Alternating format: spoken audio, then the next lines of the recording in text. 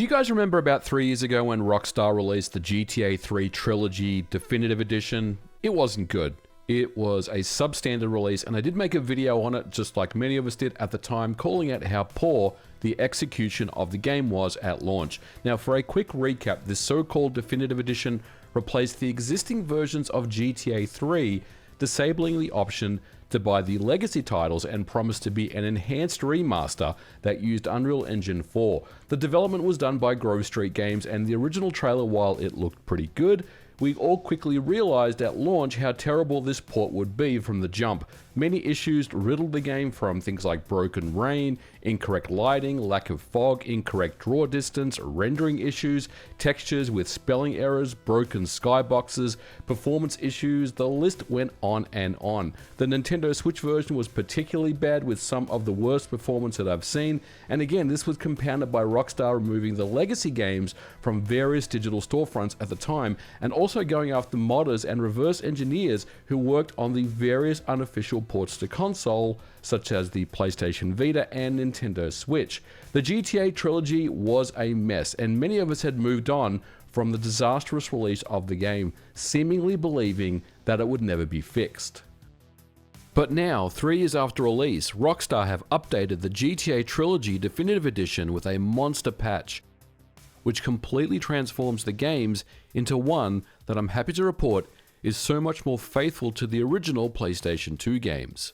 It's not perfect, but it's pretty damn good, and we finally have here the good ending to this trilogy. Now, when I say monster patch, I do mean it, but looking at these patch notes, there's only 2 line items here, but these particular updates have massive implications. The first one that is immediately notable is the addition of a new classic lighting mode. This option is enabled by default and can be found in the options of each of the 3 games in the trilogy. Now, classic lighting sounds like an option that in 2024 you normally wouldn't enable, but here's the thing.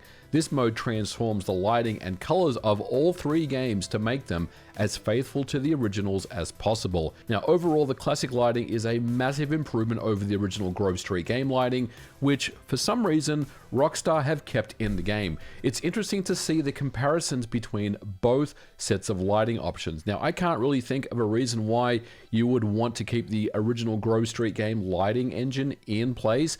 Maybe for those people that were, playing the game when they bought it 3 years ago and haven't played GTA 3 back in the day, maybe they thought the visuals were fine as is, but for me, the classic lighting mode really is just an absolute transformative option that has been introduced, and it's something that we've been waiting for literally for the last 3 years. Now, the classic lighting mode does so much more than fix the colors. It also reapplies fog back into the game in the correct way. The original version at launch was simply quite busted in this regard, and it was very apparent when flying aircraft. You could see the entire map. Now, with the fog applied, it makes the world feel so much larger in size, exactly how it should.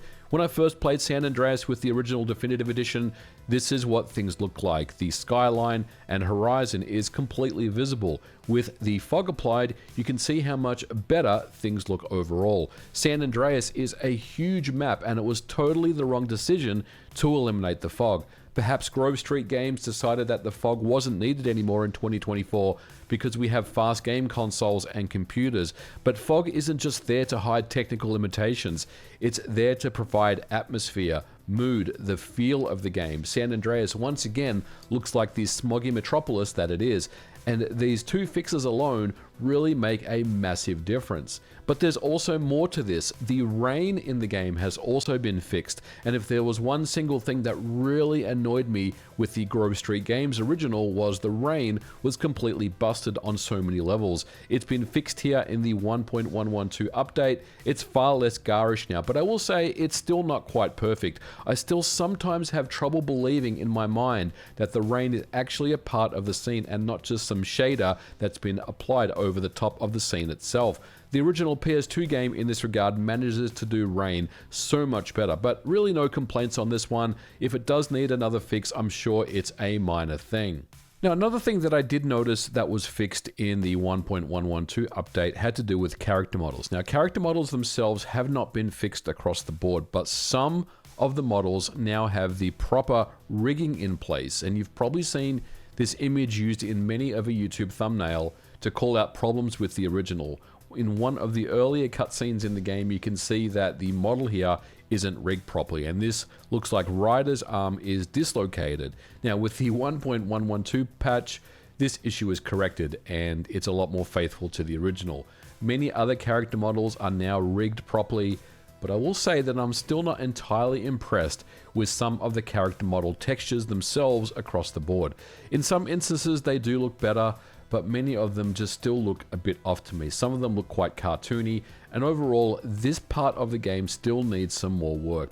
Now another improvement in the game with this latest patch is the control scheme. Now this one is a very welcome update. Simply put, the controls are now much more aligned with something like GTA 5, providing a standard control scheme that makes it much more easier to pick up and play if you're not familiar with the original versions on the PlayStation 2, for example. And when you're in vehicles, you can accelerate and brake with the triggers. Now this is obviously something that pretty much any game in 2024 should have, but this has been updated in the latest patch. Now during combat, you can now also run and gun at the same time with certain weapons. This means that you can also now circle strafe around enemies and have a much more enjoyable time during combat, which always felt so mechanical in the original Definitive Edition.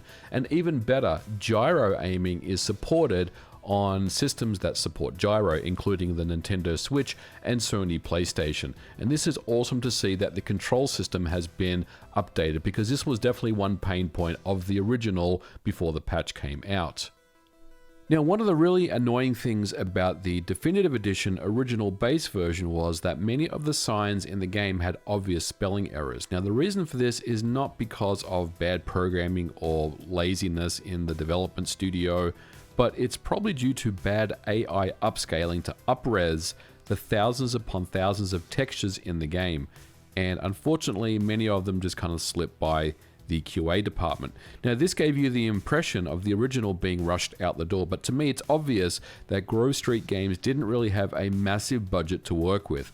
But fortunately, these typos in the game are mostly fixed in the 1.112 patch.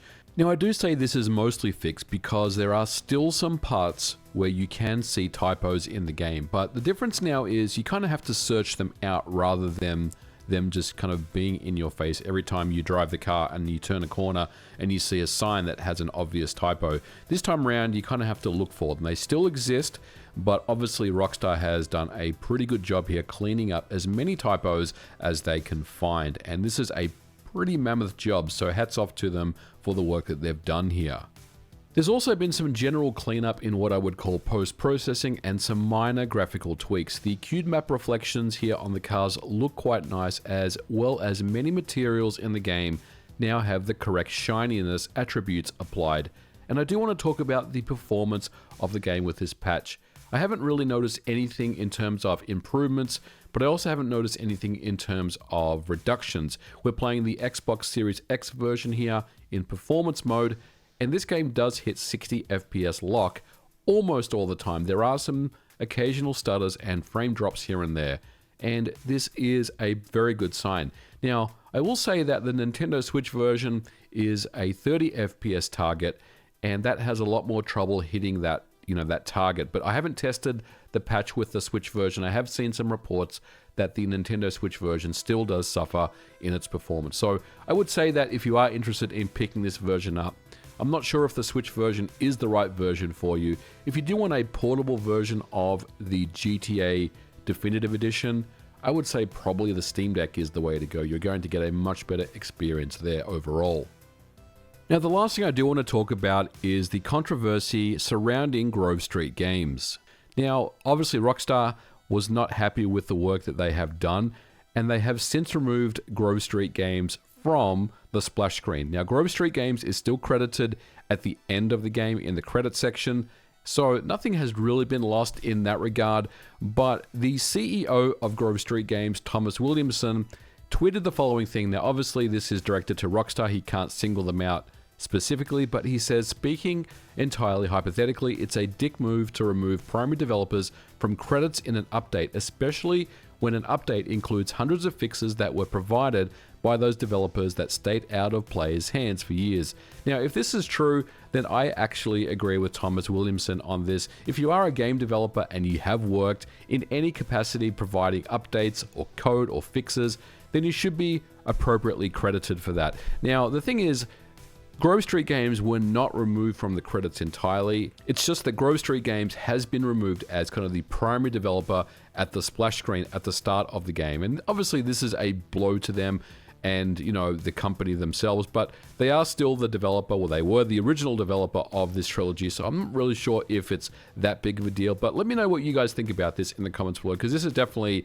an interesting topic. But I think we can all agree that Grove Street Games, even though they did have the opportunity to, you know, to provide a good experience for everyone, kind of missed the mark. Now, whether that has to do with the fact that they weren't given enough of a budget to provide a good game for everyone on launch or not, it's very, very hard to say. But I do agree somewhat with what Thomas Williamson is saying here. But at the end of the day, it's Rockstar, it's their IP, it's their game. And look, if they want to remove Grove Street Games from, you know, the splash screens, then it's entirely up to them. So there you have it, guys. That's the GTA Trilogy Definitive Edition update. It is a good one, 1.112. Rockstar finally did the work to get the game where it needs to be. It's not perfect. There's definitely still some issues that I'd like to see updated. Hopefully Rockstar will continue to support this particular game, and hopefully we won't have to wait another 3 years for additional fixes to come. But I am happy to see that they made things right, and that's the key thing here, because we all kind of felt like this game would just come out, it would be a cash grab, and we would forget about it. And I'll be honest, I forgot about it for 3 years until this update came out just last week. So I'm very happy about it. Look, the question now is, can I recommend this to anyone that's thinking about picking up the Definitive Edition? I would say yes, but I would not pay full price for it. Get it on a discount. I think you can get discounted copies out there. But look, on Steam right now, I think they're charging full price for this game. I don't think it's worth the money at that. I think you'd probably better off playing the original PlayStation 2 version, which is obviously the OG and the classic. But hey, I'm very, very happy with what Rockstar has done. They finally fixed things. We finally got the good ending in this, and I'm very happy to see it. We're going to leave it here for today's episode, guys. Thank you so much for watching. If you liked it, let me know your thoughts in the comments below, and I will catch you guys in the next episode. Bye for now.